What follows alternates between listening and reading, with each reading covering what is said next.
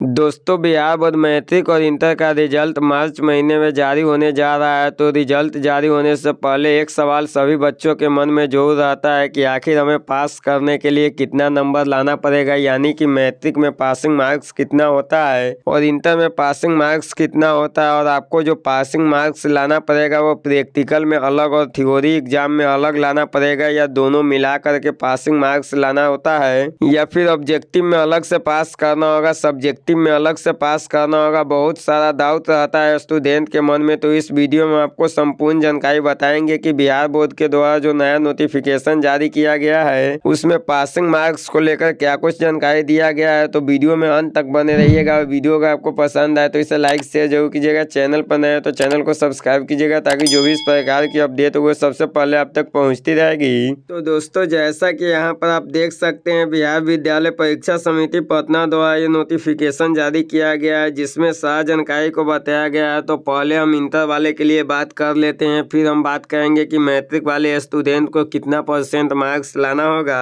तो जैसा कि यहाँ पर आप देखेंगे तो बताया गया है ऊपर में, प्रायोगिक परीक्षा वाले विषय में सैद्धांतिक पत्र का अंक वितरण, यानी कि यहाँ पर जो है इस प्रकार से आपको मार्क्स लाना होगा। तो जैसा कि यहाँ पर आप देखेंगे तो बताया गया है कि जो भी आप लोगों का प्रैक्टिकल एग्जाम होता है, यानी कि इंटर में जो भी आपका प्रैक्टिकल वाला सब्जेक्ट होता है, जिसमें आपका जो थ्योरी एग्जाम होता है वो 70 नंबर का होता है, 30 नंबर का आपका प्रैक्टिकल होता है। वैसे सब्जेक्ट में आप लोगों का जो थ्योरी एग्जाम होता है उसमें कम से कम 21 नंबर लाना होगा, यानी कि 70 में से आपको कम से कम 21 नंबर लाना होगा। उसके बाद यहाँ पर आप देखेंगे तो बताया गया है कि आप लोगों का जो प्रैक्टिकल होता है 30 नंबर का, उसमें से यहाँ पर आपको कम से कम 12 नंबर लाना होगा।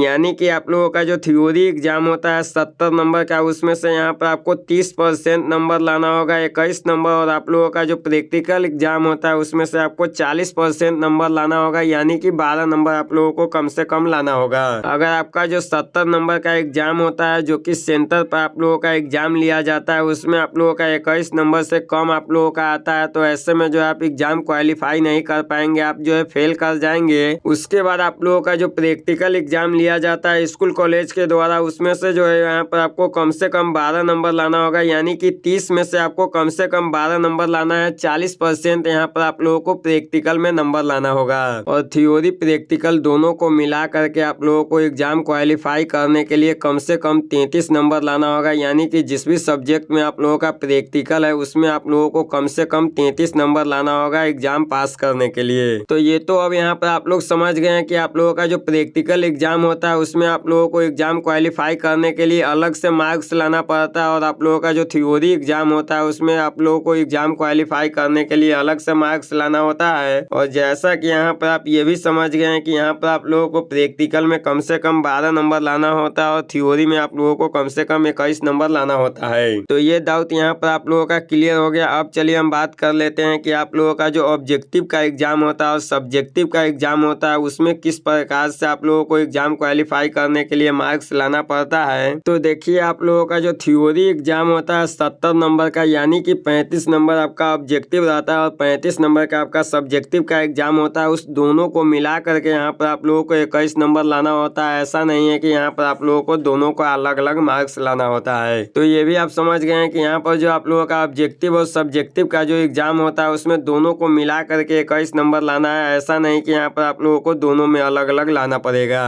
तो दोस्तों, ये तो हो गया प्रैक्टिकल वाले सब्जेक्ट के लिए, यानी कि जिस भी सब्जेक्ट में आपका प्रैक्टिकल आता है उसमें थ्योरी का जो एग्जाम होता है उसमें 21 नंबर लाना होगा, और प्रैक्टिकल का जो एग्जाम होता है उसमें 12 नंबर लाना होगा, यानी कि कुल मिला करके यहाँ पर आपको 33 नंबर लाना होगा। अब उसके बाद यहाँ पर आप देखेंगे तो नोट करके दूसरे नंबर पर बताया गया है, किसी विषय में उत्तीर्णता के लिए परीक्षार्थी को प्रायोगिक परीक्षा एवं सैद्धांतिक परीक्षा में अलग अलग उत्तीर्ण होना अनिवार्य है। यानी कि यहाँ पर आप लोगों को दोनों क्वालिफाई करना होगा। प्रैक्टिकल वाले एग्जाम को भी क्वालिफाई करना होगा, कम से कम 12 नंबर ला करके थ्योरी वाले एग्जाम को भी क्वालिफाई करना होगा, कम से कम 21 नंबर ला करके, तब जाकर के यहाँ पर आप लोगों का जो टोटल पासिंग मार्क्स होगा वो 33 नंबर होगा। उसके बाद यहाँ पर आप देखेंगे तो जिस सब्जेक्ट में प्रैक्टिकल नहीं रहता उस सब्जेक्ट के लिए यहाँ पर बताया गया है कि जिस सब्जेक्ट में प्रैक्टिकल नहीं रहता उस सब्जेक्ट में यहाँ पर आपको 30% नंबर लाना होगा। यानी कि यहाँ पर आप लोगों का जो 100 नंबर का एग्जाम होता है उसमें से यहाँ पर आप लोगों को 30 नंबर कम से कम लाना होगा एग्जाम क्वालिफाई करने के लिए। इसमें जो है यहाँ पर आप लोगों को ऑब्जेक्टिव और सब्जेक्टिव सब्जेक्टिव दोनों का नंबर मिला करके आप लोगों को 30 नंबर लाना होगा एग्जाम क्वालिफाई करने के लिए। कम से कम ऐसा नहीं है कि यहाँ पर आप लोगों का दोनों मार्क्स अलग अलग लाना होगा, एक ही में यहाँ पर आप लोगों को ऐड किया जाएगा दोनों नंबर का। तो दोस्तों ये तो हो गया इंटर वाले स्टूडेंट के लिए, यानी कि इंटर वाले स्टूडेंट को एग्जाम क्वालिफाई करने के लिए किस सब्जेक्ट में कितना नंबर लाना होगा, जिसके बारे में संपूर्ण जानकारी बता दी। अब चलिए हम बात कर लेते हैं कि मैट्रिक वाले स्टूडेंट को किस प्रकार से नंबर लाना होगा। तो देखिए, मैट्रिक वाले स्टूडेंट को एग्जाम क्वालिफाई करने के लिए प्रैक्टिकल वाले सब्जेक्ट में भी 30% नंबर लाना होगा, और जिस सब्जेक्ट में प्रैक्टिकल नहीं है उस सब्जेक्ट में भी यहाँ पर आपको 30% ही नंबर लाना होगा। यानी कि जिस सब्जेक्ट में आप लोगों का प्रैक्टिकल है उसमें 80 नंबर का थ्योरी एग्जाम होगा, 20 नंबर का आपका प्रैक्टिकल होगा, तो 80 नंबर में आप लोगों को 24 नंबर लाना होगा, और 20 नंबर का जो आप लोगों का प्रैक्टिकल का एग्जाम होगा उसमें आप लोगों का 6 नंबर लाना होगा। यानी कि कुल मिलाकर के यहाँ पर आप लोगों को प्रैक्टिकल वाले सब्जेक्ट में भी 30% नंबर लाना होगा, यानी कि 30 नंबर लाना होगा एग्जाम क्वालिफाई करने के लिए। जिस सब्जेक्ट में आप लोगों का प्रैक्टिकल नहीं है उस सब्जेक्ट में भी आप लोगों को एग्जाम क्वालिफाई करने के लिए 30 नंबर ही लाना होगा, यानी कि 30% ही नंबर आप लोगों को एग्जाम क्वालिफाई करने के लिए सभी सब्जेक्ट में लाना होगा।